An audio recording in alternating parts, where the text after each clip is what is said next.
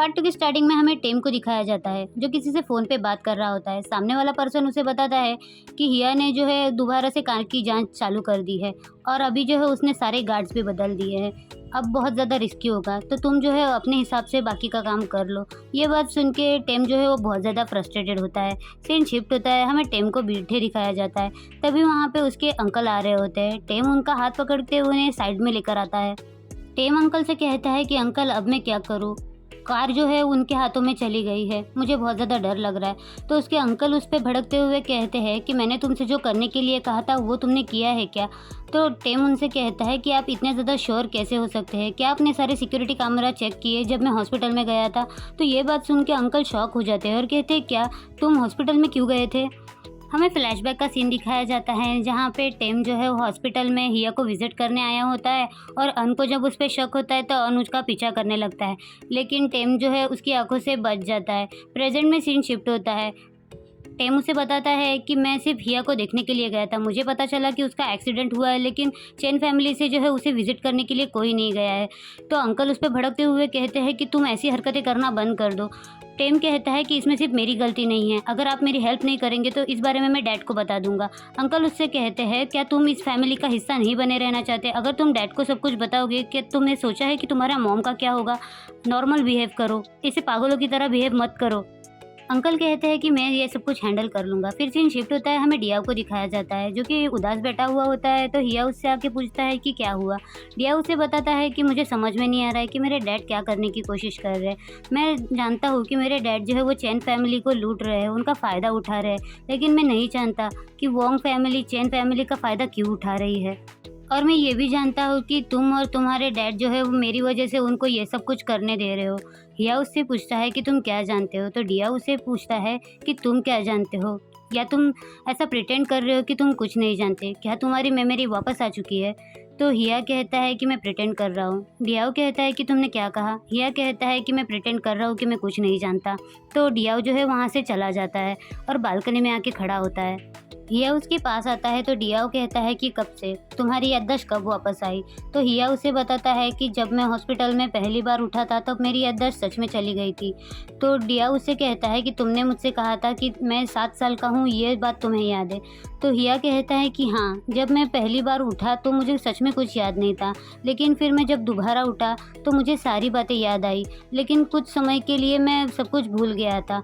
फिर मैंने सब कुछ याद किया, हमारी पुरानी बातों को याद किया, और मुझे ये भी याद आया कि हमारा ब्रेकअप कभी नहीं हुआ था, हमने हमारी एंगेजमेंट नहीं तोड़ी थी, मैंने तुम पे चीट भी नहीं किया था और तुम मुझसे ब्रेकअप करके जाना भी नहीं चाहते थे। हिया उससे कहता है लेकिन ये बात तो सच है कि मेरी वजह से तुम मरने वाले थे। हिया उससे कहता है कि ऐसी कोई बात नहीं है। डिया उससे कहता है कि मैं तुम्हारी लाइफ का हिस्सा हूँ, इसीलिए तुम्हारी लाइफ ऐसे हो गई है। अगर मैं तुम्हारी लाइफ का हिस्सा नहीं होता तो तुम अपनी लाइफ अपने मन मुताबिक जीते। डियाओ कहता है कि तुम्हें तुम्हारी पुरानी बातों को याद करते हुए पछताने की ज़रूरत नहीं है, बेहतर इसी में होगा कि हम दोनों शादी ना करें। ऐसा बोल के वो वहाँ से जाने लगता है तो हिया उसका हाथ पकड़ते हुए रुकता है कि नहीं, ये तुम इसीलिए कह रहे हो ना क्योंकि तुम स्विट्ज़रलैंड जाना चाहते हो? तो डियाओ कहता है कि ऐसी कोई बात नहीं। हिया उससे कहता है कि मुझे कुछ नहीं पता, तुम जहाँ जाओगे मैं तुम्हारे साथ वही चलूँगा। मैंने अपने पास में बहुत सारी गलतियाँ की है, मैंने तुम्हें अपनी फीलिंग्स जो है नहीं बताई है, लेकिन अब मैं तुम्हें खुद से दूर जाने नहीं दूँगा। प्लीज़ ले आओ, मुझे छोड़ के मत जाओ। डियाओ कहता है कि अगर हम इसी तरह से साथ में रहें तो हमें उन्हीं सारी चीज़ों से गुजरना पड़ेगा और वही सारी चीज़ें हमारे साथ दोबारा होंगी, और मैं ये सब कुछ नहीं जानता। तो हिया उसको पकड़ते हुए कहता है कि देखो, तुम चाहते हो कि अगर मैं तुम्हारे लिए कुछ करूँ तो तुम मुझे बताओ, मैं तुम्हारे लिए कुछ भी करने के लिए तैयार हूँ। डियाओ कहता है क्या तुम मुझ पे भरोसा करते हो? तो हिया कहता है हाँ।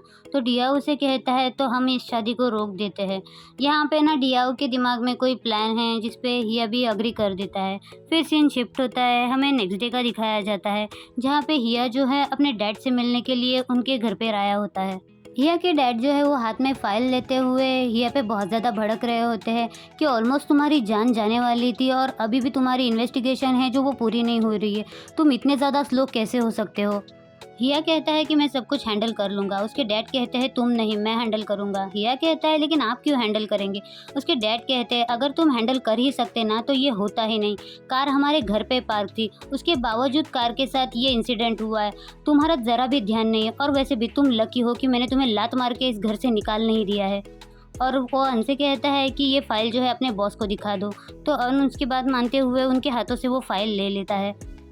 उस फाइल में लिखा होता है कि जिस कार का एक्सीडेंट हुआ है वो कार एक्चुअल में डियाओ के नाम पे रजिस्टर है। तो हिया ये बात सुन के शॉक होता है और कहता है कि डियाओ के नाम पे और ऐसी कितनी कार रजिस्टर है।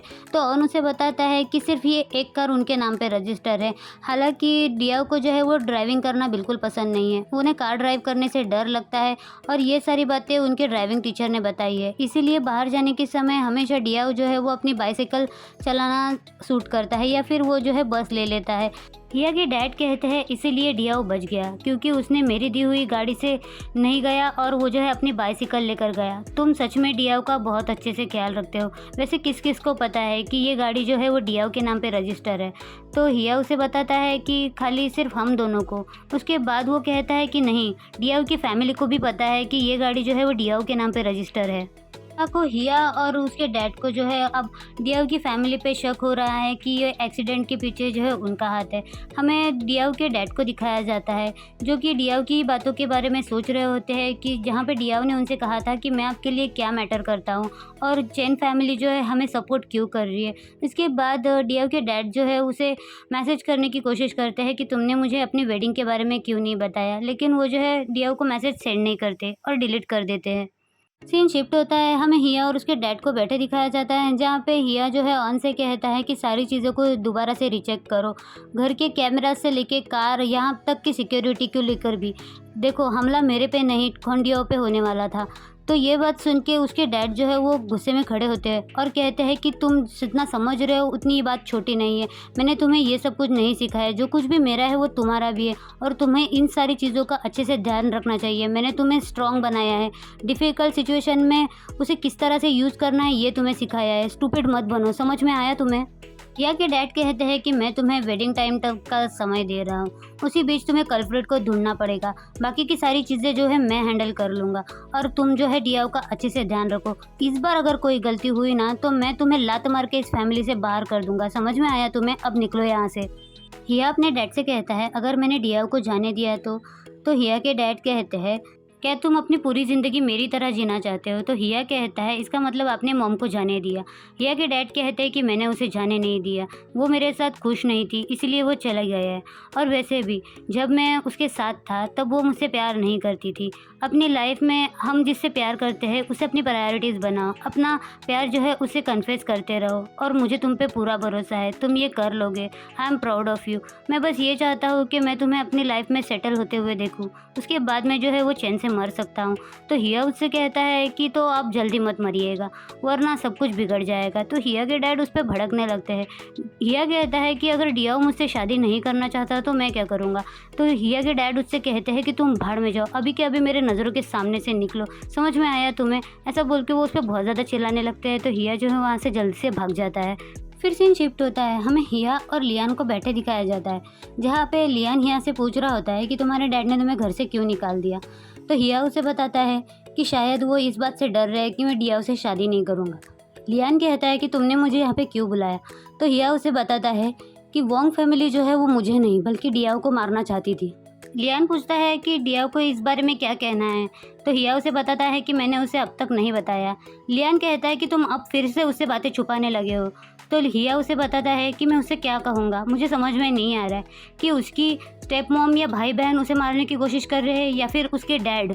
लियान कहता है कि वो तुम्हारे साथ मिलकर इस बात का पता लगा सकता है। तो हिया उसे कहता है कि मैं नहीं चाहता कि वो दोबारा से सैड हो। लियान कहता है कि उसका सच जानने का हक बनता है और वैसे भी तुम उसे जितना वीक समझ रहे हो उतना वीक वो नहीं है। उसने मुझे भी उठा के पटक दिया था, याद है ना तुम्हें? तो हिया कहता है कि हाँ, लेकिन मैं बस सारी चीज़ें बेहतर बनाकर उसे बताना चाहता हूँ। मैं नहीं चाहता कि वो अपने तरफ से चीज़ें इमेजिन करे जिस तरह उसने पिछली बार स्विट्ज़रलैंड जाने के लिए किया था। सब कुछ सेटल होने के बाद मैं उसे बता दूंगा और मैं चाहता हूँ कि वो फ़िलहाल फोकस हमारी शादी को तोड़ने में करे। ये बात सुन के लियान शॉक हो जाता है और कहता है क्या तुम्हारी और डियाओ की शादी टूटने की वजह से? तो हिया कहता है कि हाँ, हम दोनों जो है वो अपनी शादी रद्द कर रहे हैं। फिर सीन शिफ्ट होता है, हमें डियाओ को दिखाया जाता है जो कि अपने बाइसिकल पे जा रहा होता है और एक कार जो है उसका पीछा कर रही होती है जिससे डियाओ जो है वो डरने लगता है। तभी वो कार जो है वो डियाओ के पास आके रुक जाती है। वो कार मिस्टर चैन की होती है। वो डियाओ को देखते हुए कहते हैं कि डियाओ, मैं तुम्हें घर पे छोड़ देता हूँ, चलो मेरे साथ। डियाओ कहता है कि नहीं, मैं अपनी साइकिल पे घर चले जाऊँगा।